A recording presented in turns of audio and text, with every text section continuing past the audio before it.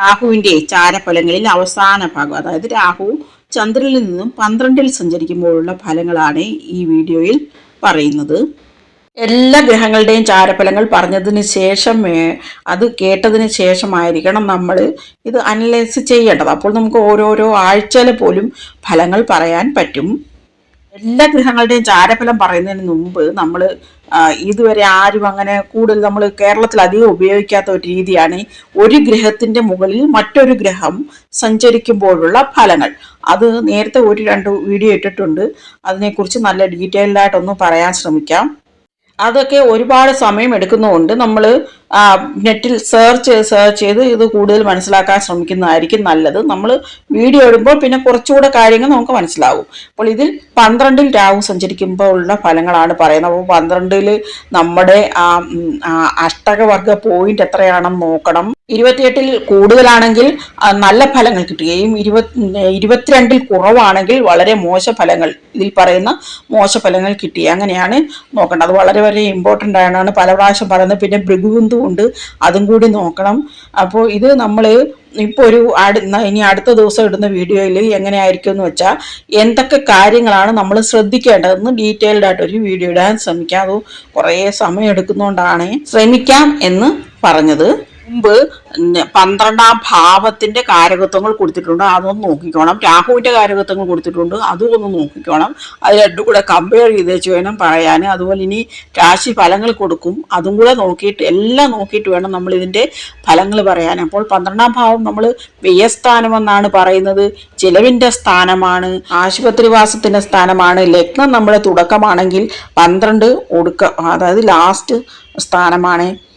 പിന്നെ കോടതി, ജയില്, അതുപോലെ തന്നെ ആശ്രമങ്ങൾ, ഇതിനെയൊക്കെ സൂചിപ്പിക്കുന്ന സ്ഥാനം കൂടിയാണ് 12-ാം ഭാവം. ആ കാരകത്വങ്ങൾ നോക്കിയാൽ മതി, കൊടുത്തിട്ടുണ്ട് വിശദമായിട്ട്. അപ്പോൾ ധനനഷ്ടങ്ങൾ ഒരുപാട് വരാതെ നോക്കിക്കോണം. ആരോഗ്യകാര്യങ്ങളിൽ വളരെയധികം ശ്രദ്ധിക്കണം. ഹെൽത്ത് പ്രോബ്ലംസ് ഒക്കെ വരാനുള്ള സാധ്യതയുണ്ട്. എപ്പോഴും എന്തെങ്കിലും സ്ട്രെസ്സൊക്കെ ഉണ്ടാകുന്ന കാര്യങ്ങൾ മറ്റുള്ളവർ ചെയ്തുകൊണ്ടിരിക്കണം, നമ്മളതങ്ങ് ശ്രദ്ധിക്കാതിരിക്കുക. അതുപോലെ പിന്നെ വസ്തുവകളൊക്കെ ഉണ്ടെങ്കിൽ അതൊന്നും നഷ്ടപ്പെടാതെയൊക്കെ ഒന്ന് നോക്കിക്കോണം. പെട്ടെന്ന് ഉണ്ടാകുന്ന അസുഖങ്ങളിലേക്ക് ഇങ്ങനെ പകർച്ചവ്യാധികളും അങ്ങനെയൊക്കെയുള്ള കാര്യങ്ങളൊന്നും വരാതെ ഒന്ന് ശ്രദ്ധിച്ചോളണം.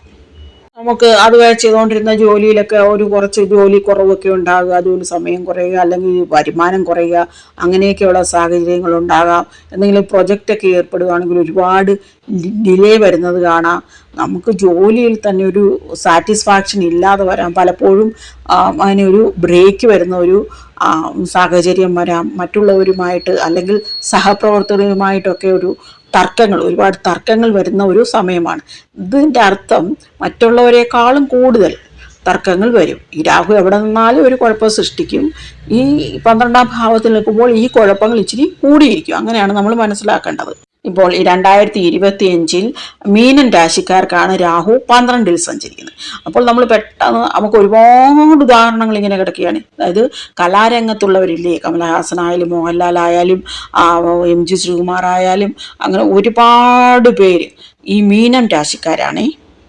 ഏകദേശം ഒരു 60% പേര്, അഭിഷേക് ബച്ചൻ അങ്ങനെയൊക്കെയുള്ള ഒരു ഹിന്ദി സിനിമാ രംഗത്തുള്ളവരും ഒക്കെ കലാപരമായിട്ട് ഉയർച്ചയിലെത്തിയ സൂപ്പർ സ്റ്റാറുകളിൽ പലരും ഈ മീനം രാശിക്കാരായിരിക്കും. അതുകൊണ്ട് അവർക്കെല്ലാം നമ്മൾ ശ്രദ്ധിച്ചാൽ മനസ്സിലാവും ഈ സമയത്ത് അവരുടെ ജോലിയിൽ ബ്രേക്ക് വരുന്നുണ്ട് ഇടയ്ക്കിടയ്ക്ക്. പ്രത്യേകിച്ച് നിരീശ്വരവാദികളെ നിരീക്ഷിക്കുകയാണെങ്കിൽ നമുക്ക് പെട്ടെന്ന് മനസ്സിലാവും ഇത്. കാരണം ഈശ്വരവിശ്വാസം ഉള്ളവരാകുമ്പോൾ അവർ പരിഹാരങ്ങൾ ചെയ്യുന്നുണ്ട്. ഇപ്പം മോഹൻലാലായാലും ശബരിമലയിൽ പോവുകയും പ്രാർത്ഥിക്കുകയും ഒക്കെ ചെയ്തില്ലേ, അങ്ങനെയൊക്കെ അവർ പരിഹാരങ്ങൾ ചെയ്യുന്നുണ്ട്. അയ്യപ്പ പ്രീതിയാണ് ഈ ശനി. ഇപ്പോൾ ശനിയും അവർക്ക് ഏഴര ശനിക്കാലമാണ്. ഈ രാഹു ഇങ്ങനെ 12 നിൽക്കുന്നു. അപ്പോൾ നാഗരാജ പ്രീതി, ശനിപ്രീതിയൊക്കെയാണ് ചെയ്യേണ്ടത്. ഹരിപത്തനാപുരം, റിമി ടോമി, ഇങ്ങനെ ഒരുപാട് പ്രശസ്തരായ വ്യക്തികൾ ഈ മീനൻ രാശിക്കാരായിരിക്കും. അപ്പോൾ അവരെ ഒന്ന് ശ്രദ്ധിച്ചാൽ മതി. അവർക്ക് ചില തടസ്സങ്ങൾ നമുക്ക് കാണാൻ കഴിയും. അപ്പോൾ അതിന് അവർ പരിഹാരങ്ങൾ ചെയ്യുന്നുണ്ട്, എന്നിട്ട് പോലും തടസ്സം. അപ്പോൾ പരിഹാരം ചെയ്യാത്തവരുടെ കാര്യം പറയണ്ട. അതുകൊണ്ട് നമ്മൾ കഴിയുന്നത്ര പരിഹാരം ചെയ്യുക. കാരണം 7 ശനിയും ഈ രാഹുവും എല്ലാം ഇങ്ങനെ പ്രതികൂലമായിട്ട് നിൽക്കുകയല്ലേ.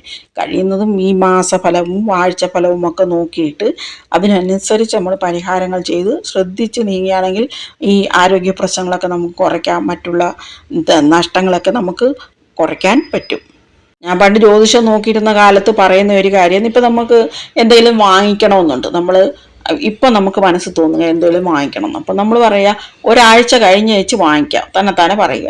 അപ്പോൾ ആ ഒരാഴ്ച കഴിയുമ്പോൾ നമ്മൾക്ക് വേറൊരു കാര്യമായിരിക്കും വാങ്ങിക്കണമെന്ന് തോന്നുന്നത്. അപ്പോൾ ഇതും വാങ്ങിക്കത്തില്ല. അപ്പോൾ അന്നേരവും നമ്മൾ പറയാം ഒരാഴ്ച കഴിഞ്ഞിട്ട്.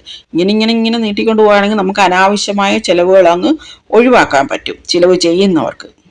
കൂടുതൽ ചിന്തിച്ച് കൂട്ടാൻ ഒരു പ്രവണത കാണും. അപ്പോൾ എന്തെങ്കിലുമൊക്കെ വായിച്ച് അങ്ങ് വിട്ടാൽ മതി. അപ്പോൾ നമ്മൾ ആ ചിന്തിക്കുന്നത് അങ്ങ് പോകും. അപ്പോൾ ഒരുപാട് ഈ സ്റ്റോറീസൊക്കെ നമുക്ക് ഓൺലൈനിലൊക്കെ കിട്ടും, അതൊക്കെ വായിച്ചാൽ മതി. അല്ലെങ്കിൽ TV പ്രോഗ്രാമുകളൊക്കെ കണ്ടിരുന്നാൽ മതി. അപ്പോൾ നമുക്ക് ആ ചിന്ത ഒരുപാട് ഇങ്ങനെ ചിന്തിച്ച് കൂട്ടി, അയ്യോ എനിക്ക് ഇങ്ങനെ ആയല്ലോ എന്നുള്ള ചിന്തയൊക്കെ അങ്ങ് മാറ്റാൻ പറ്റും.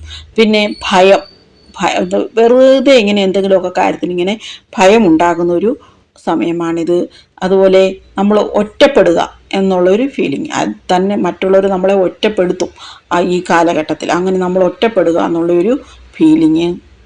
എപ്പോഴും ഒറ്റപ്പെടലുകൾ ഇങ്ങനെ അനുഭവിക്കുന്നവർ മറ്റു മേഖലകളിലൊക്കെ നമ്മുടെ മനസ്സ് ഇങ്ങനെ തിരിച്ചു വിടുകയാണെങ്കിൽ വളരെ നല്ലതാണ്. പിന്നെ എപ്പോഴും നമ്മൾ ചിന്തിക്കേണ്ട കാര്യമെന്ന് പറഞ്ഞാൽ, ഇങ്ങനെ ഈ ജ്യോതിഷം ഇങ്ങനെ പറയുന്നത് ഇങ്ങനെ കേൾക്കുന്നതൊക്കെ അല്ലാതെ ഈ പരിഹാരം ചെയ്താൽ നിങ്ങൾ ധനവാന്മാരാവും അങ്ങനെയൊന്നുള്ളതല്ല. ഇങ്ങനെ ജ്യോതിഷ പാഠങ്ങളില്ലേ, ഗ്രഹങ്ങളെക്കുറിച്ച് പറയുന്നില്ലേ, അത് കേൾക്കുമ്പോൾ നമ്മുടെ ദോഷങ്ങൾ ഒരുപാട് മാറിപ്പോകും.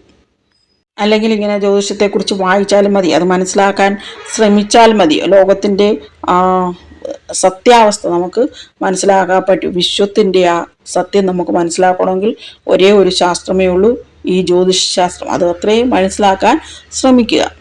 നമുക്ക് ഒറ്റപ്പെടൽ അനുഭവപ്പെടത്തില്ല, ഭഗവാനോട് കൂടുതലെടുക്കും. ഒറ്റയ്ക്കൊക്കെ ഇരിക്കുമ്പോൾ നമ്മൾ ഭഗവാന് നമ്മുടെ കൂടെ ഉണ്ടെന്ന് ചിന്തിച്ചാൽ നമുക്ക് ഒറ്റപ്പെടൽ തോന്നുകയേയില്ല. അപ്പോൾ ഞാനാണെങ്കിൽ ഒരു കൂടുതൽ സമയം ഒറ്റയ്ക്ക്, ആരുമായിട്ടൊരു കണക്ഷൻ വലുതായിട്ടൊന്നുമില്ല, അപ്പോൾ ഒറ്റയ്ക്കായിരിക്കും. എനിക്കങ്ങനെ ഒറ്റപ്പെടൽ ഒരിക്കലും തോന്നാറേയില്ല. മരുന്നുകൾക്ക് വേണ്ടിയൊക്കെ ഒരുപാട് പൈസ ചെലവഴിക്കേണ്ടി വരുന്ന ഒരു സന്ദർഭമായിരിക്കും. ഒരുപാട് യാത്രകളൊക്കെ ചെയ്യേണ്ടി വരും. അപ്പോൾ നമ്മൾ ആ യാത്രകൾ എവിടെയെങ്കിലുമൊക്കെ അമ്പലത്തിലോട്ടോ അങ്ങനെയൊക്കെ ആകാനൊന്ന് ശ്രമിക്കുക. പിന്നെ കോടതിപരമായിട്ടുള്ള പ്രശ്നങ്ങൾ വന്നേക്കാം ചിലർക്കെങ്കിലും. പിന്നെ ഈ ആഡംബരത്തിനൊക്കെ ഒരുപാട് പൈസ ചിലവാക്കാനുള്ളൊരു ടെൻഡൻസി കാണും. ഈ ഉറക്കത്തിൻ്റെ ഈ പാറ്റേണേ അങ്ങ് മാറിപ്പോകും. നമ്മൾ നേരത്തെ ഉറങ്ങിയിരിക്കുന്ന ആ സമയത്ത് നിന്ന് വ്യത്യാസമായിട്ടായിരിക്കും നമുക്ക് ഉറങ്ങാൻ കഴിയുക. പിന്നെ ഒരു എന്തതിനെ കുറിച്ചും ഇങ്ങനെ ഒരു ആകാംക്ഷ, എന്താകും അങ്ങനെയൊരു ആകാംക്ഷ ഉണ്ടാകുന്ന ഒരു സമയമാണിത്. നമുക്ക് കണ്ടുപിടിക്കാൻ പറ്റാത്ത സൈസിലുള്ള രോഗങ്ങൾ, ഇതെന്തുകൊണ്ടാണ് വരുന്നത് എന്ന് നമുക്ക് കണ്ടുപിടിക്കാൻ പറ്റാത്ത രോഗങ്ങളുണ്ടാകാം. അതൊക്കെ നമ്മൾ ഈ എക്സസൈസും പിന്നെ മെഡിറ്റേഷനും ഒക്കെ ചെയ്ത് അങ്ങ് മാറ്റുന്നതായിരിക്കും കൂടുതൽ നല്ലതെന്നും പറഞ്ഞ് ഡോക്ടറെ കാണാതിരിക്കരുത്. കുടുംബത്തിലെ പ്രശ്നങ്ങൾ കൂടുന്ന ഒരു സമയമാണിത്. അതൊക്കെ വിവാഹമോചനത്തിലോട്ടൊക്കെ എത്താനുള്ള സാധ്യത വളരെയധികം കൂടുതലാണ്. അതുകൊണ്ട് മനസ്സിലാക്കി തർക്കങ്ങൾ പരിഹരിച്ച് പോകാൻ ഒട്ടും പറ്റത്തില്ലെങ്കിൽ പിന്നെ അങ്ങനെ വിവാഹമോചനം തന്നെയായിരിക്കും നല്ലത്. അതൊക്കെ അവരവരുടെ ഇഷ്ടം. വിദേശത്ത് പോകാൻ പറ്റിയ സമയമാണിത്. അതുപോലെയാണെങ്കിൽ ആ വിദേശത്ത് പോകാൻ വേണ്ടി നമ്മൾ പൈസയൊക്കെ മുടക്കുമ്പോൾ വളരെയധികം സൂക്ഷിക്കണം. കാരണം പൈസ നഷ്ടമുണ്ടാകുന്ന ഒരു സമയമാണ്. ഏഴരശനിയും പൈസ നഷ്ടമുണ്ടാകും, ജന്മശനിയല്ലേ അതും ഉണ്ടാക്കും. അതിൻ്റെ കൂട്ടത്തിൽ ഈ രാഹു ഈ 12 നിൽക്കുമ്പോൾ അതും പൈസ നഷ്ടമുണ്ടാക്കുന്നതാണ്. വളരെ സൂക്ഷിച്ച് മാത്രം പൈസ ചിലവാക്കണം. അത് ഏത് കാര്യത്തിലായാലും, ഒരു ബിസിനസ് തുടങ്ങിനാലോ അല്ലെങ്കിൽ കൂടുതൽ പേര് ഈ കലാരംഗത്തായതുകൊണ്ട് പറയുകയാണ്, പുതിയ സിനിമ തുടങ്ങുന്നതിനാലും എല്ലാം വളരെയധികം ചിന്തിച്ച് മറ്റുള്ളവരുടെ അഭിപ്രായമൊക്കെ തേടിയിട്ട് മാത്രമേ അതൊക്കെ ചെയ്യാവൂ. ചിലർക്കാണെങ്കിൽ ഈ ഓവർ കോൺഫിഡൻസ് കൊണ്ടുള്ള പ്രശ്നങ്ങൾ ഉണ്ടാകാം. അതുപോലെയാണെങ്കിൽ ചിലരാണെങ്കിൽ ഈ മാനസികമായിട്ടുള്ള പ്രശ്നങ്ങൾ കൊണ്ട് വളരെയധികം ബുദ്ധിമുട്ടുന്നത് കാണാം. പിന്നെ പങ്കാളികളുടെ ആരോഗ്യവും കൂടി ഒന്ന് ശ്രദ്ധിക്കണം. ഇങ്ങനെ വീഡിയോ നീട്ടിക്കൊണ്ട് പോകുന്നതും നമ്മൾ വാച്ച് അവർ ഒന്നും കൂട്ടാനാണെന്നും ആരും വിചാരിക്കരുതേ. കാരണം എന്തുവായാലും വാച്ച് അവർ വട്ടത്തിൽ നമുക്ക് കട്ടായിക്കൊണ്ടിരിക്കുകയാണ്. അങ്ങനെ ചിന്തിക്കുകയോ ചെയ്യരുത്. ഇതൊക്കെ മനസ്സിലാക്കാൻ വേണ്ടി പറയുകയാണ്. ഇപ്പോൾ മൾട്ടിനാഷണൽ കമ്പനികളിലൊക്കെ അല്ലെങ്കിൽ അങ്ങനെ ആ ടെക്നോളജിയുമായിട്ട് ബന്ധപ്പെട്ട അതുമായിട്ടൊക്കെ ബന്ധപ്പെട്ടവരാണ് കൂടുതൽ സൂക്ഷിക്കേണ്ടത്. മീനൻ രാശിക്കാർ, അവിടെ നമുക്ക് രഹസ്യ ശത്രുക്കൾ ഉണ്ടാകാനുള്ള സാധ്യതയുണ്ട്. നമ്മളെക്കുറിച്ച് തെറ്റായ ധാരണകൾ മറ്റുള്ളവരിൽ ഉണ്ടാക്കാൻ ശ്രമിക്കുന്നവർ കാണും. ഇതൊക്കെ നമ്മളൊന്ന് സൂക്ഷിച്ചോണം. പലരും ഭക്തിമാർഗത്തിലോട്ടൊക്കെ കൂടുതൽ തിരിയുന്നവരാണ്. അതുപോലെ ഭക്തിക്ക് വേണ്ടി അമ്പലപരമായിട്ടുള്ള കാര്യങ്ങൾക്കൊക്കെ വേണ്ടി പൈസ ചിലവാക്കുന്നവരായിരിക്കും. പിന്നെ വിദേശത്തോട്ട് പോകണമെന്നുള്ള ആഗ്രഹം കൂടുന്നത് ഈ സമയത്തായിരിക്കും. അതായത് എല്ലാവരിൽ നിന്നും ഒളിച്ചോടാനൊരു ടെൻഡൻസി കാണും. വീട് വിട്ട് പോകണമെന്നുള്ള ഒരു ചിന്ത എപ്പോഴും കാണും. ഒറ്റയ്ക്കിരിക്കണമെന്നുള്ള ഒരു ചിന്ത കാണും. അതുകൊണ്ടൊക്കെ പറ്റുന്നതാണിത്. അതുപോലെ നമുക്ക് എപ്പോഴും ഡിപ്രഷൻ, ഒരു തരത്തിലുള്ള ഒരു ഡിപ്രഷൻ ഉണ്ടാകാനുള്ള ഒരു സാധ്യതയുണ്ട്. അതിനനുസരിച്ച് നമ്മൾ മെഡിറ്റേഷനൊക്കെ ചെയ്താൽ മതി, അതങ്ങ് മാറിപ്പോകും. നമ്മളെക്കുറിച്ച് ഒരു ഒളിഞ്ഞിരിക്കുന്ന രഹസ്യങ്ങളൊക്കെ ഇല്ലേ, അത് നമുക്ക് തന്നെ മനസ്സിലാക്കാൻ പറ്റുന്ന ഒരു സന്ദർഭമാണ്. അത് ഈ സ്പിരിച്വൽ അങ്ങനെയൊക്കെയുള്ള കാര്യങ്ങളിൽ അതൊക്കെ നമുക്ക് തന്നെ മനസ്സിലാക്കാൻ പറ്റുന്ന ഒരു സന്ദർഭമാണ്. പലർക്കും ഈ പ്രത്യേക ഒരു കഴിവൊക്കെ വരുന്നവർ കാണാം, മുൻകൂട്ടി കാണാനുള്ള ഇൻറ്റ്യൂഷൻ ലൈനൊക്കെ തെളിഞ്ഞവർക്കാണെങ്കിൽ തീർച്ചയായിട്ടും ആ കാര്യങ്ങളൊക്കെ മുൻകൂട്ടി കാണാൻ ഒരു കഴിവ് വരുന്ന ഒരു സമയമാണിത്. ഈ ഹോർമോണൽ ഇൻബാലൻസ് ഒക്കെ ഉണ്ടാകാൻ സാധ്യതയുള്ളൊരു സമയമാണിത്. അത് നേരത്തെ അതിൻ്റെ ഹിസ്റ്ററിയൊക്കെ ഉള്ളവർ വളരെയധികം സൂക്ഷിക്കണം. കണ്ടുപിടിക്കാൻ പറ്റാത്ത രോഗങ്ങൾ ഉണ്ടാകാമെന്ന് പറഞ്ഞില്ല. നമുക്ക് എന്തോ ആ രോഗം പല പല ലക്ഷണങ്ങൾ ഇങ്ങനെ കാണിക്കും, പക്ഷേ എന്തോ ആ രോഗവും നമുക്ക് ഡിറ്റക്റ്റ് ചെയ്യാൻ പറ്റത്തില്ല. അങ്ങനെയൊക്കെയുള്ള അസുഖങ്ങൾ ഉണ്ടാകുന്ന സമയമാണിത്. നേരത്തെ ഉള്ള അസുഖങ്ങൾ അത് ഇപ്പോൾ ഇച്ചിരി കൂടാനുള്ള ഒരു സാധ്യതയുണ്ട്. അതൊക്കെ നമ്മൾ വളരെയധികം ശ്രദ്ധിച്ച്, നമ്മുടെ ആരോഗ്യമൊക്കെ വളരെയധികം ശ്രദ്ധിച്ചിട്ട് അതിനകത്ത് ഈ മൃത്യുഞ്ജയ മന്ത്രം, മൃത്യുഞ്ജയാർച്ചനയൊക്കെ ചെയ്യുന്നത് നല്ലതാണ്. അതുപോലെ ഈ ചെടി ഒക്കെ വളർത്തുന്നതും ഒക്കെ നല്ലതാണ്. നമ്മുടെ ഈ കോൺസെൻട്രേഷൻ ഇങ്ങനെ വായന അല്ലെങ്കിൽ ചെടി പരിപാലനം അങ്ങനെ എന്തോത്തിലെങ്കിലും ഒക്കെ ഇങ്ങനെ നമ്മുടെ ആ ചിന്ത ഇങ്ങനെ തിരിച്ചു വിടുന്നത് ഏറ്റവും നല്ലതാണ്, ആരോഗ്യകരമായ പ്രശ്നങ്ങൾ ഉണ്ടാകാതിരിക്കാൻ. നമ്മുടെ മനസ്സിനെ ഒറ്റപ്പെടാൻ അനുവദിക്കാതിരിക്കുക. അങ്ങനെ ആ മനസ്സിൻ്റെ ആ ഒരു പ്രയാസം ഇല്ലാതിരിക്കുമ്പോൾ നമുക്ക് അസുഖങ്ങളും വളരെയധികം കുറഞ്ഞിരിക്കും. ശിവഭഗവാന് ധാരയൊക്കെ കഴിക്കുക, എപ്പോഴും ശിവമന്ത്രങ്ങൾ ഓം നമഃ ശിവായൊക്കെ ചൊല്ലിക്കൊണ്ടിരിക്കുക. ഭഗവാനിൽ കൂടുതൽ നമ്മൾ ആശ്രയിക്കുകയാണെങ്കിൽ, ഭഗവാനെ ആശ്രയിക്കുകയാണെങ്കിൽ ഇതുവരെ ഈ ഗ്രഹചാരമാകട്ടെ ഗ്രഹദോഷമാകട്ടെ എന്ത് പ്രശ്നങ്ങളുണ്ടെങ്കിലും ഭഗവാനെ നമ്മൾ ആശ്രയിക്കുമ്പോൾ നമ്മുടെ ആ ദോഷം കുറഞ്ഞുകൊണ്ടേ ഇരിക്കും. ഓം നമഃ ശിവായ.